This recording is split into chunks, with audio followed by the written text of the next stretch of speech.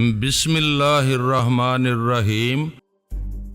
نہیں بیٹے، جو حمل ظاہر ہوا ہے وہ آج ضائع ہو چکا ہے۔ ڈاکٹروں نے یقین دلایا ہے اس کا مکمل علاج ہوگا، پھر وہ آئندہ ماں بننے کے قابل ہو جائے گی۔ وہ دماغی طور پر کاٹیج میں حاضر ہو گیا، فریج سے مکھن، جیلی، فروٹ جوس نکال کر کچن میں آیا، پھر وہاں ڈبل روٹی کے ساتھ ناشتہ کرنے لگا۔ اپنے لیے بلیک کافی بنائی، ایسے وقت فون کی گھنٹی بجنے لگی۔ وہ ٹیلی فون اٹھا کر کچن میں آیا، پھر ریسیور اٹھا کر کان سے لگا کر بولا، ہیلو میں بول رہا ہوں۔ دوسری طرف سے سریلی میٹھی آواز سنائی دی، میں کون؟ میں یعنی کہ میں جسے تم نے فون کیا ہے۔ اگر مجھے فون نہیں کیا ہے تو میں ریسیور رکھ دیتا ہوں۔ ایسا نہ کرو، میں پہچان گئی ہوں، تم ہی ہو۔ یہ بتاؤ کیا کر رہے ہو؟ اپنے ہاتھوں سے کافی بنائی ہے، اپنے ہاتھوں سے ناشتہ تیار کیا ہے، اب اسے حلق سے اتارتے وقت سوچ رہا ہوں ایک سے زیادہ بیویاں ہونی چاہیے تاکہ ایک نہ ہو تو دوسری ناشتہ تیار کر کے دے سکے۔ میں نے بھی کیا قسمت پائی ہے، دوسری کے لیے سوچ ہی رہا تھا کہ تم فون کے راستے گنگنانے لگی۔ کیا جو فون کرتی ہے اسے بیوی بنانے کا خواب دیکھنے لگتے ہو؟ جسے بیوی بننا ہوتا ہے وہ خود ہی فون پر چھیڑ چھاڑ شروع کر دیتی ہے۔ تم نے کوئی نئی چیز مانگنے کے لیے فون نہیں کیا ہے، تمہارے اپنے کچھ کھٹے میٹھے ارادے ہوں گے، تمہیں اپنے بارے میں بڑی خوش فہمی ہے۔ پارس ریسیور کو کریڈل پر رکھ کر کافی پینے لگا، چند سیکنڈ کے بعد ہی پھر گھنٹی بجنے لگی۔ اس نے ریسیور اٹھا کر کہا، ہاں بولو۔ مترنم آواز نے پوچھا، فون کیوں بند کیا تھا؟ یہ بتانے کے لیے کہ میں خوش فہمی میں نہیں رہتا، میں جانتا تھا کہ تم دوبارہ فون کرو گی۔ تم نے پوچھا نہیں کہ میں کون ہوں، پوچھنا ضروری نہیں ہے، تم خود بتاؤ گی۔ ایسی بے نیازی نہ دکھاؤ، کسی لڑکی کا دل رکھنے کے لیے اس کا نام ضرور پوچھنا چاہیے۔ ویسے تم کل رات خوب شکار کھیلتے رہے۔ پارس سمجھ گیا کہ کل رات جو کچھ رازداری سے ہوا وہ اب راز نہیں رہا۔ اس نے کہا، ہاں جو ملا اسے شکار کیا، باقی سراغ نہیں ملا کہ وہ کہاں چھپے ہوئے ہیں۔ یہ تم کبھی جان نہیں سکو گے۔ دیوی جی اس ملک کے تمام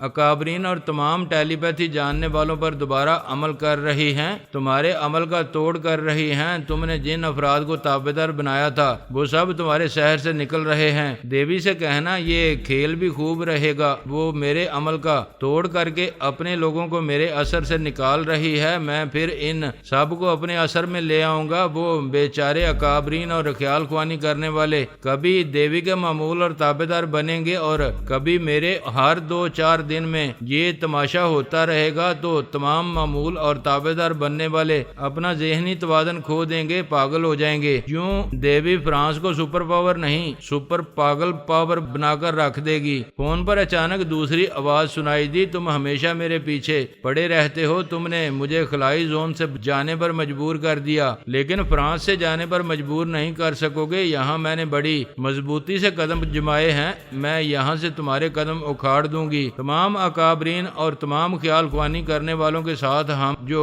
تماشے کر رہے ہیں، یہ تماشے کب ختم ہوں گے؟ تم ابھی میرے عمل کا توڑ کر رہی ہو، کل میں تمہارے عمل کا توڑ کرنے لگوں گا۔ یہ سلسلہ کب تک جاری رہے گا؟ اس سلسلے کو ختم سمجھو۔ میں نے صرف 1 گھنٹے میں آتما شکتی کے ذریعے تمام افراد کو تمہارے اثر سے نکال لیا ہے، ان کی جگہ بدل دی ہے۔ آئندہ تم ان کے سائے تک بھی نہیں پہنچ سکو گے۔ جب تمہیں یقین ہے میں آئندہ جوابی کارروائی نہیں کر سکوں گا تو ابھی کسی حسینہ کے ذریعے مجھ سے فون پر رابطہ کیوں کیا ہے؟ یہ بتانا ضروری نہیں تھا کہ آئندہ میں تمہارے مقابلے میں کامیاب نہیں ہو سکوں گا۔ جب میں ناکام ہوتا تو خود ہی تمہاری آتما شکتی کا قائل ہو جاتا۔ میں حکومت فرانس کی ایک نمائندے کی حیثیت سے ابھی باتیں کر رہی ہوں، تمہیں سمجھانا چاہتی ہوں، خلائی زون سے جو کچھ لائے ہو اس میں سے حکومت فرانس کو بھی حصہ دو۔ یہ ہوئی کام کی بات، تم بھی خلائی زون سے بہت کچھ لائی ہو، تم اپنی چیزوں میں سے کچھ مجھے دو، میں اپنی چیزوں میں سے کچھ تمہیں دوں گا۔ حکومت فرانس کے پاس اس ہاتھ دے اور اس ہاتھ لے والا کوئی سامان نہیں ہے، اس لیے تم ہی سے لین دین ہو سکتا ہے۔ میرے پاس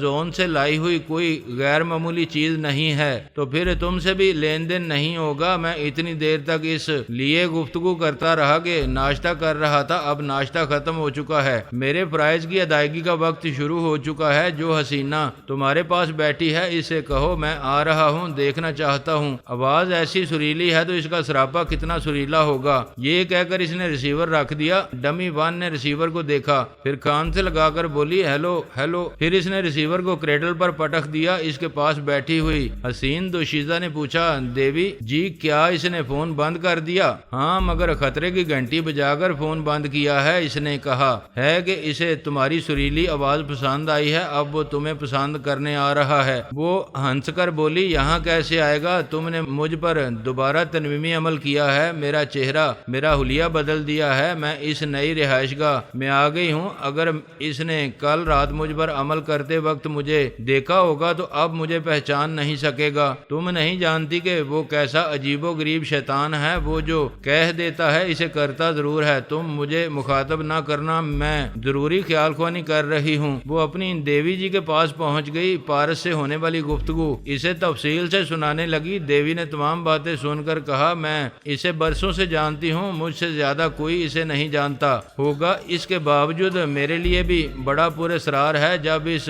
نے کہہ دیا ہے کہ اس حسین لڑکی جینی کے پاس آئے گا تو پھر ضرور آئے گا۔ مگر دیوی جی کیسے آئے گا؟ میں نے جینی کو سر سے پاؤں تک تبدیل کرنے میں کوئی کسر نہیں چھوڑی۔ اب تو جینی کے پیدا کرنے والے ماں باپ بھی اسے نہیں پہچان سکیں گے، وہ پھر کیسے اسے پہچان لے گا؟ یہ میری بھی سمجھ میں نہیں آ رہا ہے، لیکن ہمیں خوش فہمی میں نہیں رہنا چاہیے۔ اگر وہ واقعی جینی کے پاس آ جائے گا تو تم بھی اس کی نظروں میں آ جاؤ گی، اس لیے ابھی وہ جگہ چھوڑ دو، جینی کو وہیں رہنے دو۔ خیال خوانی کے ذریعے جینی کی نگرانی کرو اور دیکھو کہ وہ ناممکن کو ممکن کیسے بنائے گا۔ ٹھیک ہے دیوی جی، میں ابھی جینی کو ضروری باتیں سمجھا کر یہاں سے چلی جاؤں گی۔ ڈمی ون دماغی طور پر حاضر ہو کر اسے پیش آنے والے حالات کے بارے میں بتانے لگی۔ پارس نے ڈمی ون سے باتیں کرنے کے بعد فون بند کرتے ہی ٹیلی فون ایکسچینج کے اعلیٰ افسر کے دماغ میں چھلانگ لگائی۔ اس کی سوچ میں پوچھا کاٹیج نمبر 232 میں ابھی جو فون کال آئی تھی وہ کال کس فون نمبر سے تھی؟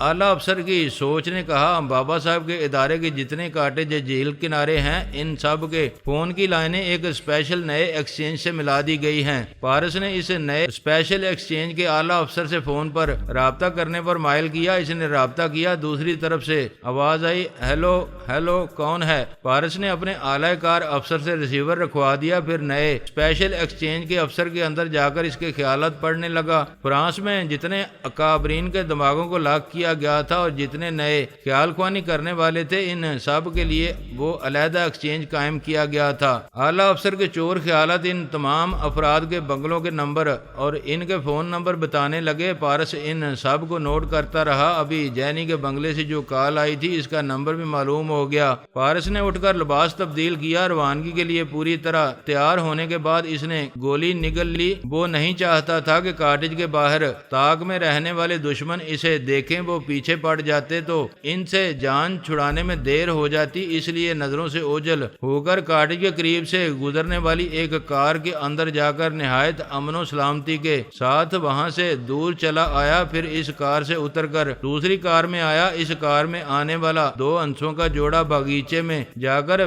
پیار و محبت میں مصروف تھا۔ پارس نے اسٹیئرنگ سیٹ پر بیٹھ کر گولی الگ سے نکالی، پھر اس کار کو ڈرائیو کرتا ہوا جینی کے بنگلے کے قریب پہنچ گیا۔ اس نے وہ کار بنگلے سے ذرا دور روکی، پھر دوبارہ سایہ بن کر مطلوبہ بنگلے کی طرف جانے لگا۔ دیوی شیتارا کو بھی تجسس تھا پارس جینی تک کیسے پہنچے گا، اس لیے وہ اپنی ڈمی ون کے ساتھ جینی کے دماغ میں موجود تھی۔ ایک خیال یہ بھی تھا کہ جینی اگر تنویمی عمل کامیابی سے نہیں کیا گیا ہوگا تو پارس جینی کے چور خیالات پڑھ کر اس کے پاس پہنچ جائے گا۔ دیوی جینی کے چور خیالات بھی پڑھ رہی تھی اور مطمئن ہو رہی تھی کہ اس کے چور خیالات اس بنگلے کی نشاندہی نہیں کر رہے ہیں۔ اس کے باوجود وہ پہنچ گیا۔ کال بیل کی آواز سن کر وہ تینوں چونک گئیں۔ جینی نے کہا دیوی جی اس نئے بنگلے کا علم کسی کو نہیں ہے، یہ میرا کوئی شناسا نہیں آیا ہے، پتہ نہیں کون ہے۔ دوسری بار کال بیل آواز سنائی دی۔ دیوی نے جینی سے کہا جاؤ دروازہ کھولو۔ وہ آہستہ آہستہ چلتی ہوئی دروازے کے پاس آئی، اسے کھول کر دیکھا، سامنے ایک خوبرو جوان مسکرا رہا تھا۔ اس نے ایک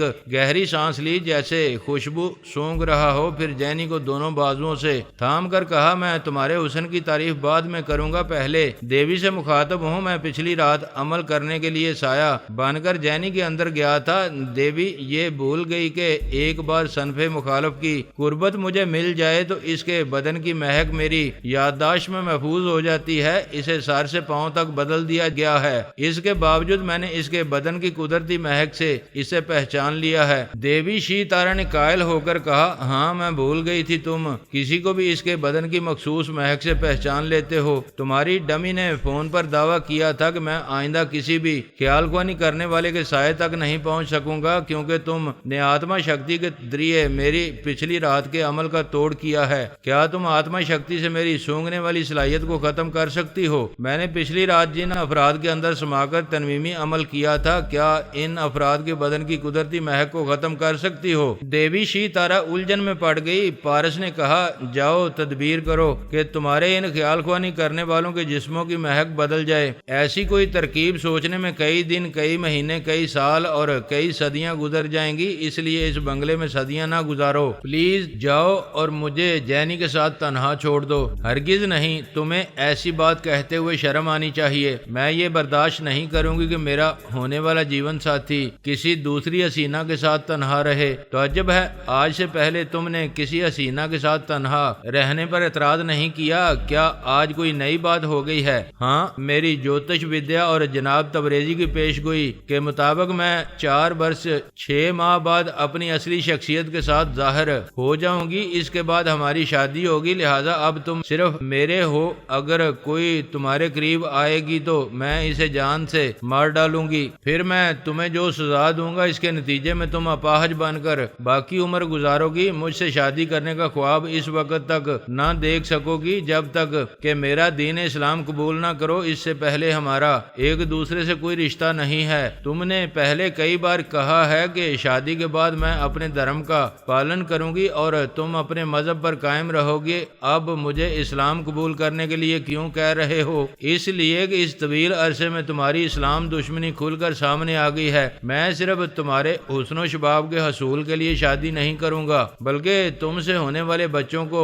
مکمل مسلمان بنائے رکھنا میرا مقصد ہوگا، اور میرے مقصد کو ایک اسلام دشمن ماں نقصان پہنچاتی رہے گی۔ جاؤ اس مسئلے پر غور کرو، پھر مجھ سے گفتگو کرو۔ جینی دیوی کی تابع دار تھی، اسے اپنے دماغ سے نہیں نکال سکتی تھی۔ پارس نے اس کے اندر آ کر اس کی سانس روکی تو دیوی اور ڈمی ون دونوں جینی کے دماغ سے باہر ہو گئیں۔ جینی پھر سانس لینے لگی۔ وہ پیچھے ہٹ کر ایک الماری سے ٹیک لگا کر بولی، تم مجھ سے کیسا سلوک کرو گے؟ تم کیا توقع کرتی ہو؟ میں تمہاری دشمن کی تابع دار ہوں۔ بات یہی سمجھ میں آتی ہے کہ تم دشمنوں جیسا سلوک کرو گے۔ تم سے میری ذات اور مقاصد کو کوئی نقصان نہیں پہنچا اور نہ ہی دیوی تمہارے ذریعے آئندہ مجھے نقصان پہنچا سکے گی، اس لیے میں تم سے دشمنی کرنے نہیں آیا ہوں۔ مجھے بتایا گیا ہے کہ تم بہت عیاش ہو، تمہاری دوستی میں بھی دشمنی چھپی ہوتی ہے۔ ہم بڑی دیر سے اس بنگلے میں تنہا ہیں، میں اتنی دیر میں عیاشی کا پورا کورس مکمل کر چکا ہوتا، لیکن ہمارے درمیان اتنا فاصلہ برقرار ہے جتنا تم نے رکھا ہے۔ میں نے دعویٰ کیا تھا کہ میں تمہارے پاس آؤں گا، سو آ گیا۔ یہ نہیں کہا تھا کہ تمہیں ہاتھ لگاؤں گا، اس لیے نہیں لگا رہا ہوں۔ میں تم سے متاثر ہوں، تم نے ناممکن کو ممکن کر دکھایا ہے۔ اس خفیہ رہائش گاہ تک کوئی نہیں پہنچ سکتا تھا، تم نے یہاں پہنچنے کی بات کی اور 1 گھنٹے کے اندر پہنچ گئے۔ ہمارے ملک کے اعلیٰ حکام اور فوج کے دوسرے بڑے افسران دیوی کے سامنے عاجزی سے باتیں کرتے ہیں۔ تم باتوں کے دوران دیوی کی توہین کر رہے تھے اور وہ خاموشی سے سن رہی تھی۔ میں سمجھ گئی ہوں تم فولاد ہو، دیوی بھی تمہیں توڑ نہیں سکے گی۔ میری تعریفیں نہ کرو، دیوی تمہارے دماغ میں واپس آ گئی ہوگی۔ میں تمہاری تعریف کر رہی ہوں مگر دیوی کی برائی نہیں کر رہی ہوں، میں تو اس کی ایک معمولی کنیز ہوں۔ ٹھیک ہے، دیوی کے ساتھ راضی خوش رہو، میں جا رہا ہوں، دروازہ اندر سے بند کر لو۔ وہ جانے لگا۔ جینی بھی دروازے بند کرنے آئی۔ وہ غیر معمولی سماعت رکھتا تھا۔ اس نے دروازے کے دوسری طرف سے آہٹ سنی، پھر ایک گن سے سیفٹی کیچ ہٹانے کی آواز آئی۔ اس نے جینی کا بازو پکڑ کر اپنی طرف کھینچا، ایک طرف دیوار سے لگ کر اس نے دروازے کو ایک جھٹکے سے کھول دیا۔ دروازہ کھلتا ہی تڑا تڑ فائرنگ شروع ہو گئی۔ سامنے ذرا فاصلے پر ٹی وی اور شیشے کی الماری چکنا چور ہونے لگی۔ فائر کرنے والا ایک ہی تھا۔ اسے عقل آئی کہ شکار سامنے نہیں ہے۔ وہ چھلانگ لگا کر کمرے میں آیا۔ جینی خوف سے چیخنے لگی آنے والے نے ڈانٹ کر کہا یو شٹ اپ، جلدی بتاؤ وہ کہاں ہے۔ پارس نے الگ سے گولی نکال کر اس کے پیچھے نمودار ہو کر کہا میں یہاں ہوں۔ وہ پھرتی سے پلٹ کر فائر کرنا چاہتا تھا، اس سے پہلے ہی پارس نے اس کی گردن پر کراٹے کا ایک ہاتھ مارا۔ دوسرا ہاتھ مارنے پر اس کے ہاتھ سے گن گر گئی۔ اس کے بعد حملہ آور کو مار کھانے کی فرصت ملتی رہی۔ اس کی پٹائی کے دوران پارس نے اس کے چور خیالات پڑھ لیے۔ اس کی سوچ نے بتایا کہ کسی عورت نے اسے حکم دیا تھا دروازے کے سامنے آ کر کھڑا ہو جائے، پھر جیسے ہی دروازہ کھلے فائرنگ شروع کر دے۔ اس نے اس کے حکم کی تعمیل کی تھی۔ وہ مار کھاتے کھاتے بے ہوش ہو گیا۔ پارس نے کہا شیتارا تم جینی کے اندر خاموش تماشائی بنی بیٹھی ہو، میں اس بے ہوش ہونے والے کے چور خیالات پڑھ چکا ہوں۔ کیا تم غیر معمولی صلاحیتیں حاصل کرنے کے بعد مغرور ہو گئی ہو؟ تم ہزار دشمنی کے باوجود مجھ پر قاتلانہ حملہ نہیں کراتی تھیں، آج ایسا کر کے تم خود کو جانی دشمن ثابت کر چکی ہو۔ وہ جینی کے ذریعے بولی ہاں تم میری کمزوری بن گئے ہو۔ میں نے فیصلہ کیا ہے کہ تم ہلاک ہو جاؤ گے تو کچھ روز تک میرے دل کو صدمہ ہوگا، پھر صبر آ جائے گا۔ تمہیں مر جانا چاہیے، میں کبھی تمہارا دین قبول نہیں کروں گی، تمہیں مرنا ہوگا۔ میرا مرنا جینا خدا کے ہاتھ میں ہے، لیکن تم نے یہ نہیں سوچا کہ فائرنگ کی زد میں آ کر جینی بھی ہلاک ہو جائے گی۔ جینی کی کیا اہمیت ہے؟ میں ایسی خیال خوانی کرنے والی بے شمار لڑکیاں پیدا کرتی رہوں گی۔ جینی نے کہا دیوی جی یہ آپ کیا کہہ رہی ہیں؟ میں آپ کی وفادار ہوں، کیا آپ خواہ مخواہ میری جان لے سکتی ہیں؟ تم ہمارے درمیان نہ بولو ورنہ ذہنی مریضہ بنا دوں گی۔ تو پھر بنا دو، ایسی وفاداری کا کیا فائدہ کہ وفاداری کے صلے میں ذلت اور موت ملے؟ تمہارے چور خیالات بتا رہے ہیں کہ تم اس عیاش پر مر مٹی ہو اور یہ سمجھتی ہو کہ یہ تمہیں میرے قہر و غضب سے بچا لے گا۔ اچانک پارس نے جینی کا گلا دبوچ لیا۔ پہلے دیوی کی سمجھ میں نہیں آیا کہ وہ ایسا کیوں کر رہا ہے۔ گلا دبوچنے سے جینی کا منہ کھل گیا۔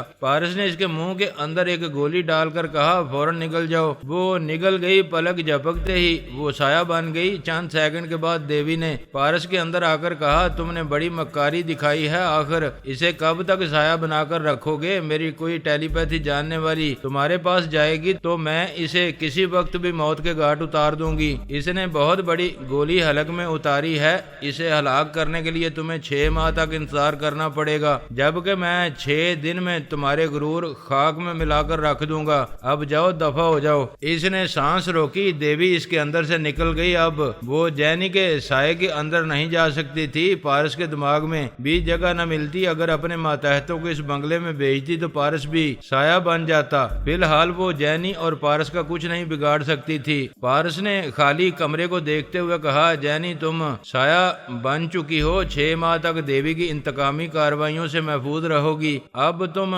جہاں جانا چاہو جا سکتی ہو۔ دوسری طرف خاموشی رہی۔ پھر پارس نے میز کی طرف دیکھا، ایک کاغذ کے پیڈ پر ایک قلم خود بخود جھکا ہوا لکھ رہا تھا۔ پارس نے آگے بڑھ کر پڑھا، وہ لکھ رہی تھی ابھی بولنے کی کوشش کی مگر بڑی دقت ہو رہی تھی، اس لیے لکھ رہی ہوں تم نے مجھے دیوی کے ظلم سے بچایا ہے، میں تمہارا احسان کبھی نہیں بھولوں گی، تمہیں چھوڑ کر نہیں جاؤں گی، کیا تم مجھے پناہ دو گے؟ پارس نے کہا وہ غیر معمولی گولی معدے میں نہیں جاتی ہے، اگر تم اگلنے کی کوشش کرتی رہو تو جب بھی اسے حلق سے باہر نکالو گی ٹھوس جسم کے ساتھ نمودار ہو جاؤ گی۔ اگر تم میری پناہ میں آنا چاہتی ہو تو میرے جسم کے اندر چلی آؤ، میں اپنے کاٹیج کی طرف جا رہا ہوں۔ جینی کا سایہ اس کے اندر سما گیا۔ پارس اس بنگلے سے جانے لگا۔ دیوی شیتارا بری طرح جھنجھلا رہی تھی، وہ یہ سمجھنے سے قاصر تھی کہ پارس سے ہر محاذ پر شکست کیسے کھا جاتی ہے۔ یہ الگ بات ہے کہ وہ اس سے متاثر تھی، صرف اسی کو اپنے جسم جاں کا مالک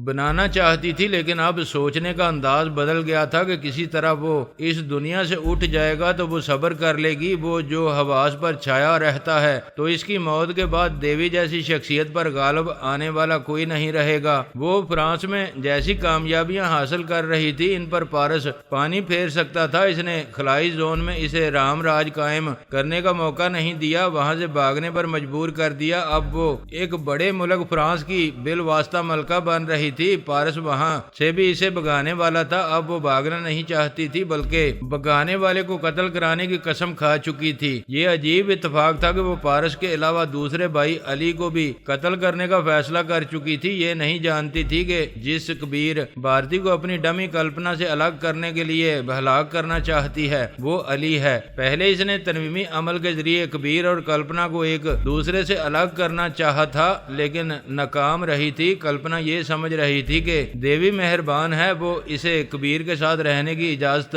دے چکی ہے، لیکن ڈمی ون حسد کرتی ہے اور اس کے کبیر کو اس سے جدا کر دینا چاہتی ہے۔ دیوی نے سوچا کبیر کی وجہ سے کلپنا اور ڈمی ون ایک دوسرے کی دشمن بن جائیں گی۔ اگر کبیر کو ہلاک کر دیا جائے تو کلپنا اس کی ہلاکت کا الزام ڈمی ون کو دے گی، اپنی دیوی جی پر کبھی شبہ نہیں کرے گی۔ وہ پہلی فرصت میں کبیر بھارتی کو ختم کر چکی ہوتی، لیکن امریکہ میں پربھا رانی نے اور فرانس میں پارس نے اسے الجھا رکھا تھا۔ ادھر علی اپنی زندگی کے بہت خوبصورت دن اور بہت رنگین راتیں گزار رہا تھا۔ کلپنا بھارتی بہت خوش تھی، اس سے کہتی تھی میں نے تمام عمر مسرتیں حاصل کرنے کے لیے جتنا سوچا تھا مجھے اس سے زیادہ مسرتیں مل رہی ہیں۔ علی نے کہا بچوں کی طرح یہ نہ سوچو کہ تمام عمر خوشیاں ملتی رہتی ہیں، ہر انسان خوشیوں کے ساتھ صدمے بھی اٹھاتا ہے، ہمیں بھی شاید جلد ہی ایک صدمہ برداشت کرنا ہوگا۔ کیسا صدمہ؟ کیوں خواہ مخواہ مجھے ڈرا رہے ہو؟ یہ نہ بھولو کہ ایک بار مجھے تم سے جدا کرنے کی سازش ناکام ہو چکی ہے، ہو سکتا ہے دوسری بار دشمن کامیاب ہو جائے۔ کبھی نہیں، میں نے دیوی جی سے شکایت کی ہے، وہ ڈمی ون کی ایسی خبر لیں گی کہ پھر وہ ہمارے درمیان کانٹا بننے کی جرت نہیں کرے گی۔ علی چاہتا تھا کہ کلپنا دیوی پر اندھا اعتماد نہ کرے، وہ اس کے سامنے دیوی کے خلاف بولتا تو وہ کبھی یقین نہ کرتی بلکہ علی سے ناراض ہو جاتی۔ علی نے اس سے کہا تم جس طرح مجھ سے ٹوٹ کر محبت کرتی ہو، اس سے یہ یقین ہوتا ہے کہ میں موت کو گلے لگاؤں گا تو تم بھی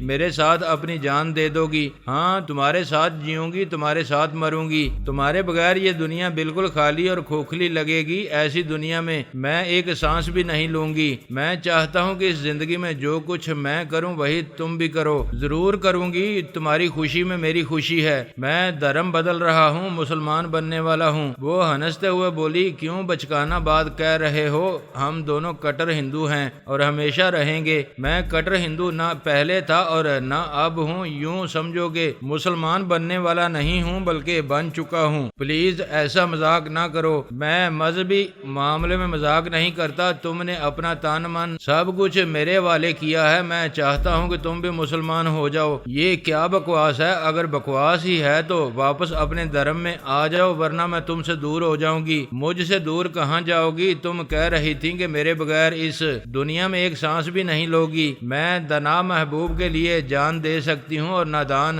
محبوب کی جان لے سکتی ہوں یا اسے ٹھکرا سکتی ہوں، تو پھر میری جان لو یا مجھے ٹھکرا دو۔ وہ اس کے قریب تھی، دور ہو گئی، صوفے سے اٹھ کر بولی میں جا رہی ہوں، اگر واقعی تم مسلمان ہو تو میرے بیڈ روم میں نہ آنا اور صبح ہونے سے پہلے یہاں سے چلے جانا۔ میں اس توہین کو برداشت کرنے کی کوشش کروں گی، تم میری عزت سے کھیل کر گئے ہو، اگر توہین برداشت نہ ہوئی تو میں خیال خوانی کے ذریعے تمہیں ذہنی اذیتیں دے کر ہلاک کر دوں گی۔ صرف میں تمہاری عزت سے نہیں کھیلتا رہا، تالی دونوں ہاتھوں سے بجتی ہے۔ زندگی کے ایک آزمائشی موڑ پر تم مجھے چھوڑ رہی ہو لیکن میں اب بھی تمہیں چاہتا ہوں اور چاہتا رہوں گا۔ یہ کہہ کر وہ تیزی سے چلتا ہوا ڈرائنگ روم سے باہر چلا گیا۔ وہ ڈرائنگ روم میں کھڑی رہی، سوچتی رہی کہ یہ کیا ہو گیا۔ زندگی کی آخری سانس تک مسرتیں حاصل کرنے کا یقین کرنے والی اچانک صدمات سے دوچار ہونے لگی۔ وہ تیزی سے چلتی ہوئی بیڈ روم میں آئی، پھر بستر پر اوندے منہ گر پڑی۔ بستر جیسے پوچھنے لگا کہ اپنے کبیر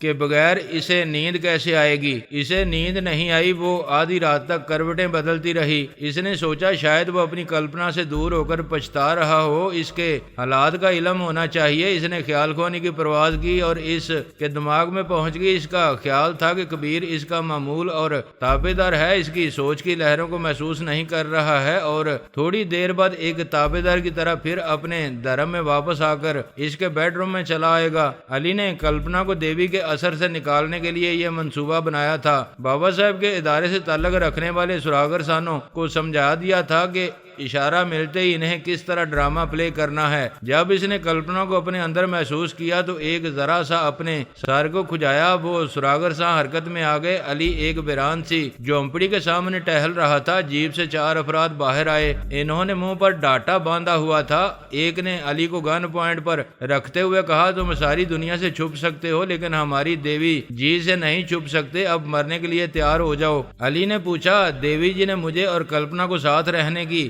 اجازت دی تھی، اب وہ میری جان کیوں لینا چاہتی ہیں؟ یہ سب ہماری دیوی جی کی چال ہے۔ اس نے کلپنا کے تنویمی عمل کے بعد تمہارے دماغ میں کلپنا بن کر عمل کیا تھا، تمہارے دماغ میں کلپنا کے خلاف بیزاری اور نفرت پیدا کی تھی، اور کلپنا سمجھتی رہی ایسا ڈمی ون نے کیا ہے۔ علی نے پوچھا، دیوی مجھے کلپنا سے کیوں دور کرنا چاہتی ہے؟ وہ نہیں چاہتی کہ اس کی کوئی بھی ڈمی کسی مرد کو اپنا جیون ساتھی بنائے۔ ایسا کرنے سے پہلے بہت سے راز کھلنے کا اندیشہ رہتا ہے۔ بس اب زیادہ نہ پوچھو، تم مسلمان ہو، ویسے بھی ہم تمہیں زندہ نہیں چھوڑیں گے۔ یہ کہتے اس نے فائر کیا، نشانہ خطا ہوا۔ علی نے اس پر چھلانگ لگائی، پھر ان دشمنوں سے تنہا لڑنے لگا۔ اس دوران کلپنا نے دشمن کے دماغ میں پہنچنا چاہا، لیکن اس نے سانس روک لی۔ وہ دیوی کے پاس جا کر اپنے کبیر کے لیے رحم کی بھیک مانگنا چاہتی تھی۔ اسی لمحے میں گولی چلی، پھر کبیر کی چیخ سنائی دی۔ اس نے کبیر کے اندر رہ کر معلوم کیا اسے گولی لگی تھی، پھر دوسرا فائر ہوا اور دوسری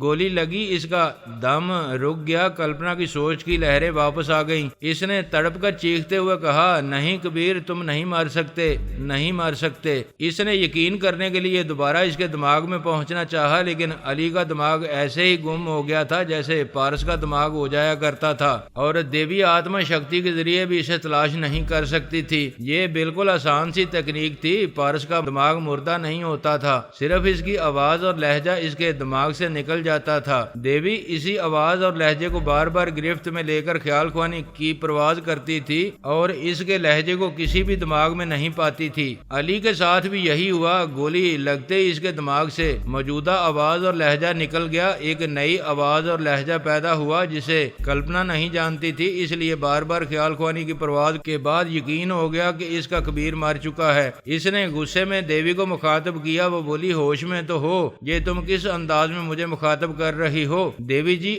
اب میں ہوش میں آ گئی ہوں۔ تم مجھے بیوقوف بنا رہی تھی، بظاہر مجھے اور کبیر کو ساتھ رہنے کی اجازت دے کر تنویمی عمل کے ذریعے اس کے دماغ میں میرے خلاف بیزاری اور نفرت پیدا کر دی تھی۔ اگر سچی دیوی ہو تو سچ بولو، کیا میں غلط کہہ رہی ہوں؟ اس نے سانس روک کر کلپنا کو بگایا، پھر اس کے دماغ میں آ کر بولی، اگر میں سچی دیوی نہ بھی ہوتی تو تم میرا کیا بگاڑ لو گی؟ میں چاہتی تھی خاموشی سے کبیر کو تم سے دور کر دوں، لیکن میں سیدھی انگلی سے گھی نہیں نکلا، اس لیے تم سے انگلی ٹیڑھی کر لی اور میرے کبیر کو قتل کرا دیا۔ دیوی اس بات پر چونک گئی۔ کلپنا کے چور خیالات پڑنے لگی۔ اسے معلوم ہونے لگا کبیر کو کسی ویرانے میں جن لوگوں نے گھیر کر قتل کیا تھا وہ خود کو دیوی کا تابعدار کہہ رہے تھے۔ دیوی نے حقیقت معلوم کرنے کے لیے خیال خوانی کے ذریعے کبیر کے اندر پہنچنا چاہا۔ تصدیق ہو گئی کہ کبیر مر چکا ہے۔ وہ حیران ہو رہی تھی کہ اس کے کندھے پر کس نے بندوق رکھ کر چلائی ہے۔ وہ جو کبیر، دیوی اور کلپنا کے درمیان متنازع تھا، اسے ہلاک کر کے اور زیادہ متنازع بنا دیا گیا ہے۔ کلپنا نے پوچھا، دیوی جی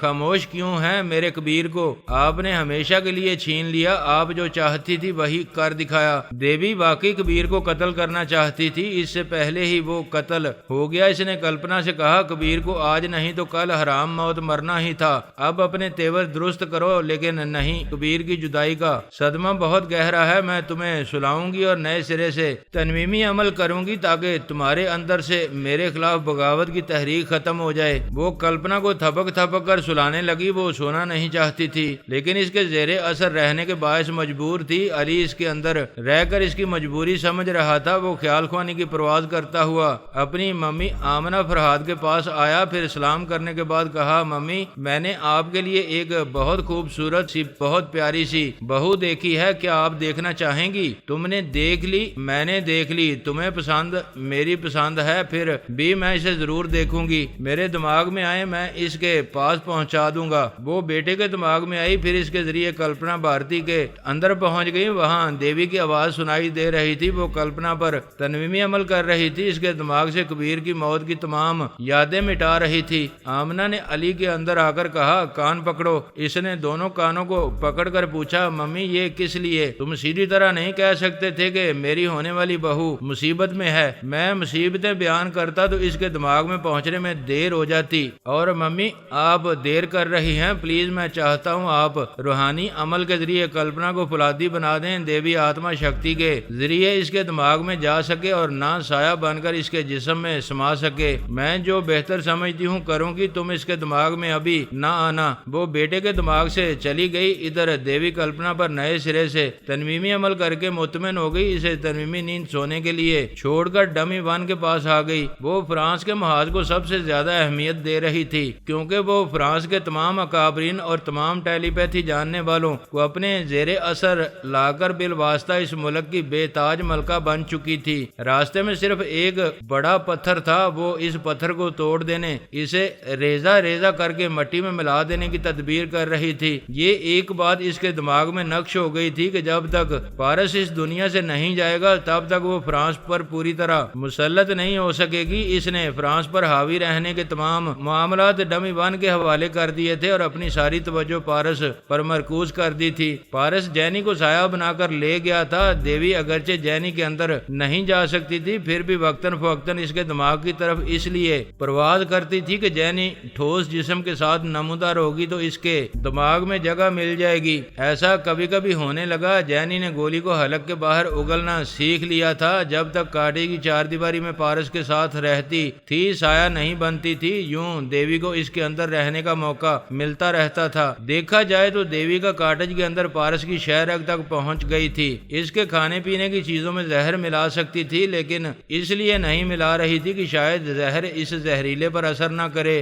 اگرچہ وہ زہریلا نہیں رہا تھا، اس کے باوجود وہ سابقہ عادت کے مطابق دیوی کے دیے ہوئے زہر کو پانی کر سکتا تھا۔ وہ پارس کو ٹریپ کرنے اور ہلاک کرنے کے سلسلے میں کوئی چھوٹی سی بھی غلطی نہیں کرنا چاہتی تھی۔ پوری طرح محتاط رہ کر پہلی اور آخری بار ایسا اچانک حملہ کرنا چاہتی تھی کہ پارس کو سنبھلنے اور بچنے کا موقع نہ ملے اور وہ حرام موت مر جائے۔ اس کی جوتش ودیا ابتدا سے کہتی آ رہی تھی کہ شیتارا اور پارس کی شادی میں الجھنیں بہت ہیں۔ شادی ہو بھی سکتی ہے اور نہیں بھی ہو سکتی، لیکن اگر وہ شادی کرے گی تو ایک مسلمان کی بیوی بننے کے بعد اپنے دھرم سے نکل جائے گی۔ پارس اسے اس طرح مائل کرے گا کہ وہ اسلام قبول کر لے گی، اور یہی وہ نہیں چاہتی تھی۔ پارس کو ہندو بنانے کی خوش فہمی میں شادی کر لے اور اپنے دھرم سے بھی جائے۔ یہ سارا جھگڑا صرف اس طرح ختم ہو سکتا تھا کہ پارس کو ختم کر دیا جائے۔